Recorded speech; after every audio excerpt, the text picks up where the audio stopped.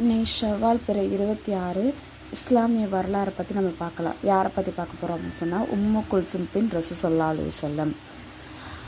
உம்மு குல்தும் ரலியல்லாஹு அன்ஹா அவங்க ரசூலுல்லாஹ்க்கு 3வது மகளாக இருக்காங்க. இவங்களையும் அபுலஹப் மகன் இன்னொரு மகன் உதைபா அவங்களுக்கு திருமணம் முடித்து வைக்கிறாங்க. அதாவது ரசூல்லா எப்போ நபித்துவம் தொடங்க ஆரம்பித்தாங்களோ அப்போ அபுலஹபுடைய உத்தரவின்படி அவங்களுடைய மகன் உதைபாவும் இவங்களே என்ன பண்ணுறாங்க, தலாக் சொல்லிடுறாங்க.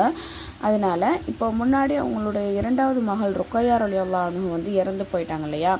அதுக்கப்புறம் ஹிஜ்ரி 3ஆம் ஆண்டு உஸ்மான் ரலி அவர்களுக்கே திரும்பவும் யாரை உம்மு குல்தும் அவர்களை ரசூலுல்லாஹி அலைஹி வஸல்லம் திருமணம் முடிக்க வைக்கிறாங்க. இதன் காரணமாக இவங்களுக்கு அதாவது இந்த 2வது திருமணத்தின் மூலமாக இவங்களுக்கு எந்த குழந்தையும் பிறக்கலை. அதே மாதிரி ஹிஜ்ரி 9ஆம் ஆண்டு ஷஅபான் மாதம் இந்த உம்மு குல்தும் ரலியல்லாஹு அன்ஹா அவர்களும் வஃபாத் ஆகிடுறாங்க. அண்ணனாரின் அற்புதம் தண்ணீர் நிரம்பியே இருத்தல். ஒரு பயணத்தின் போது தண்ணீர் பற்றாக்குறை ஏற்படுது. அதனால் ஒரு சஹாபி அனுப்பி நீங்கள் போய் தண்ணியை தேடிட்டு வாங்கன்னு ரசூல்லா அனுப்புகிறாங்க. அவங்களும் போய் தேடி பார்க்கும்போது ஒரு பெண்மணி 2 தோல் பை நிறைய தண்ணீர் வச்சுக்கிட்டு இருக்காங்க. அவங்கள கூட்டிகிட்டு வராங்க ரசூல்லாட்ட. உடனே ரசூல்லா ஒரு பாத்திரத்தை வச்சு அந்த தண்ணீரை அதில் ஊற்ற சொல்கிறாங்க. ஊற்றுனதுக்கப்புறம் இப்போ நீங்கள் இதை குடிங்க அப்படின்னு சொல்லிட்டு சஹாபாக்கிட்ட சொல்கிறாங்க. அவங்க எல்லாருமே குடிச்சிட்டு அவங்களுடைய பாத்திரத்துலேயும் தேவையான அளவு தண்ணீர்லாம் எடுத்துட்டாங்க. இருந்தாலும் கூட அந்த பெண்மணியோடைய அந்த தோல் பையிலேருந்து தண்ணீர் அப்படியே தான் இருந்துச்சு, குறையவே இல்லை. அடுத்தது ஒரு ஃபர்லை பற்றி வட்டியே தவிர்த்து குர்ஆன்ல அல்லாஹ் தஆலா சொல்கிறான், நம்பிக்கை கொண்டோரே பன்மடங்காக பெருகி கொண்டிருக்கும் நிலையில் வட்டி என்ன பண்ணாதீங்க, உண்ணாதீங்க, இன்னும் நீங்கள் அதை அல்லாஹ்வுக்கு அஞ்சிக் கொள்ளுங்கள், வெற்றி அடைவீர்கள் அப்படின்னு.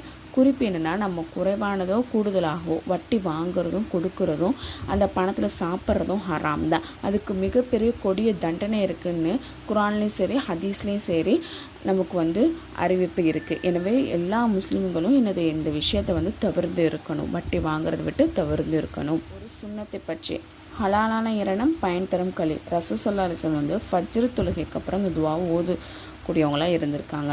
அல்லாஹும்ம இன்னி அஸ்அலுக இல்மன் நாஃபிஅ வ ரிஸ்கன் த்வய்யிப வ அமலன் முத்தகப்பலா. யா அல்லாஹ், நான் உன்னிடம் ஹலாலான இரணத்தையும் பயன் தரும் கல்வியையும் ஒப்புக்கொள்ளப்படும் அமலையும் வேண்டுகிறேன். ஒரு முக்கியமான அமலுடைய சிறப்பு, அதாவது அதாவது நம்மளுக்கு உழு இருக்கும்போதே திரும்பவும் உழு செய்கிறவருக்கு 10 நன்மைகள் எழுதப்படுறதா நபிஸல்லல்லாஹு சொல்லியிருக்காங்க. அதே மாதிரி ஒரு பாவமான விஷயம், இறை நிராகரிப்பின் தண்டனை நரகமே.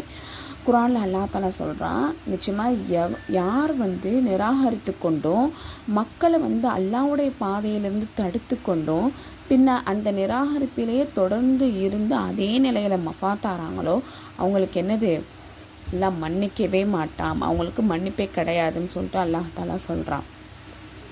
அடுத்தது உலகத்தை பற்றி இம்மையை விட மறுமையை மேலானது. அல்லாஹ் தஆலா குர்ஆனில் சொல்கிறான், நீங்களும் என்ன பண்ணுறீங்க, இந்த உலக வாழ்க்கையை தேர்ந்தெடுத்து கொள்கிறீர்கள், ஆனால் மறுமையே சிறந்ததாகவும் என்றென்றும் நிலையானதாகவும் இருக்குது அப்படின்னு அல்லாஹ் தஆலா சொல்கிறான்.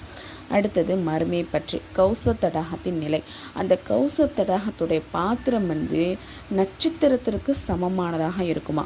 அதில் எவர் ஒரு மடக்கு தண்ணீரை குடித்தாங்க அப்படின்னு சொன்னால் அவங்களுக்கு தாகம் நிரந்தரமாக தணிந்துடும், அவங்களுக்கு திரும்ப தாகமே ஏற்படாது அப்படின்னு சொல்லிட்டு நபி ஸல்லல்லாஹு அலைஹி வஸல்லம் சொல்லியிருக்காங்க. நபி வழி மருத்துவம், வீக்கத்திற்கு வைத்தியம். அஸ்மா அலி அவங்களின் முகத்திலையும் தலையிலையும் வீக்கம் ஏற்படுது அப்படின்னு சொல்லிட்டு ஆயிஷா அலி மூலமாக ரசூலுல்லாஹி ஸல்லல்லாஹு அலைஹி வஸல்லம் அந்த செய்தியை தெரிஞ்சுக்கிறாங்க. உடனே நபி என்ன பண்ணுறாங்கன்னா, அவங்க வீட்டுக்கு போய் வலியுள்ள இடத்துல துணியை போட்டு அத்துணிக்கு மேலாக அவங்களுடைய கையை வச்சு 3 முறை இந்த துஆவை ஓதுறாங்க. அல்லாஹும்ம அத்ஹிப் அன்ஹா சூஅஹு வ ஃபஹ்ஷஹு பிதஅவதி நபியிக்க தய்யிபில் முபாரக்கில் மக்கீனி இந்தக பிஸ்மில்லா. இதை ஓதிக்கொள்ளுமாறும் அவங்களுக்கு சொல்லிட்டு வர்றாங்க. சரிங்களா. இதே மாதிரி 3 நாள் இவங்க இவ்வாறு ஓதிடுறாங்க. அதே மாதிரி அந்த வீக்கமும் அல்லாஹ் நாடியபடி சுகமாயிருது. குர்ஆன் உடைய அறிவுரை, நபிஸல்லல்லாஹு சொல்கிறாங்க, உங்களிடையே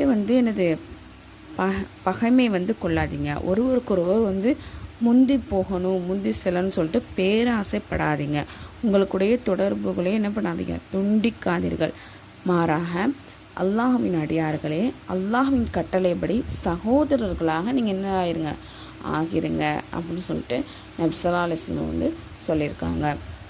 இன்றைக்கி தெரிஞ்ச விஷயத்த உங்களுக்கு தெரிஞ்சவங்களுக்கு எத்தி வைங்க. அஸ்ஸலாமு அலைக்கும் வரஹ்மத்துல்லாஹி வபரகாத்துஹு.